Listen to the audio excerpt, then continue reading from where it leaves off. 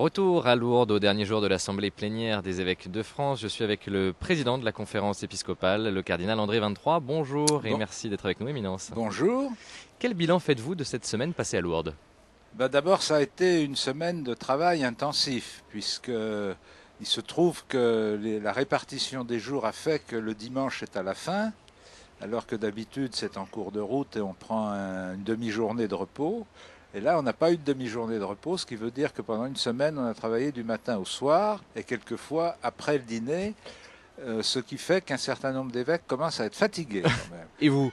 Moi aussi, ça a été un travail intense et je crois que ça a été aussi un travail assez productif et intéressant en tout cas, surtout sur les dossiers que nous avons travaillés concernant la bioéthique et la visibilité de l'Église. On a vraiment perçu qu'on touchait des questions de fond et qu'on avait les moyens d'y réfléchir et d'en parler. Quelle suite vous allez donner maintenant à ces travaux? Eh bien, pour les questions de bioéthique, il y a une suite naturelle puisque le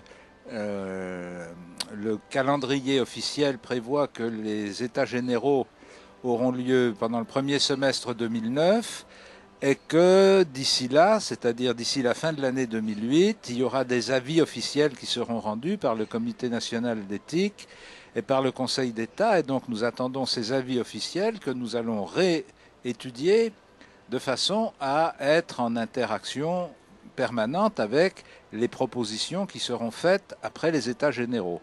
Donc ça va demander un investissement assez lourd pendant tout le premier semestre de 2009. Et pour la visibilité de l'Église, eh bien, le groupe de travail va continuer sa réflexion et j'espère nous proposer quelque chose l'année prochaine. Avec de nouveaux groupes de travail également? Sans doute, oui, on est en train d'y réfléchir et je pense qu'il y en aura 2 nouveaux qui seront lancés, mais je ne sais pas encore comment. Vous êtes satisfaite de la manière dont se sont déroulés les travaux, la manière dont les frères évêques ont communiqué ensemble, ont travaillé ensemble? Ah oui, je trouve que la communication entre les évêques est très très bonne, très libre d'abord, et puis très directe. Alors, bien sûr, il y a toujours des améliorations à faire, puisque rien n'est parfait en ce monde, mais enfin, on y arrivera certainement. Merci, Merci. Éminence. Quant à nous, on se retrouve très bientôt sur KTO.